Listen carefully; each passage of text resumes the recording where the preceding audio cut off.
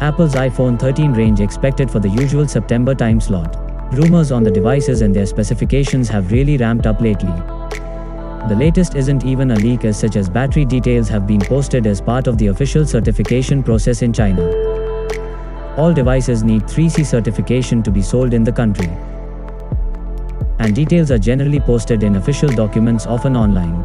Therefore, designations believed to refer to the Apple iPhone 13 Pro, iPhone 13 and an iPhone 13 mini have been spotted in a listing showing their battery sizes. It lists the iPhone 13 Pro Max as coming with a 4352 mAh battery, the iPhone 13 with a 3095 mAh battery, and the iPhone 13 mini with naturally the smallest battery capacity at 2406 mAh.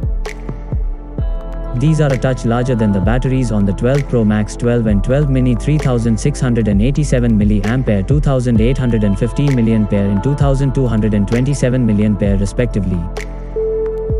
Other recent iPhone 13 leaks include the 120Hz Samsung panel reportedly entering manufacture for the new handsets.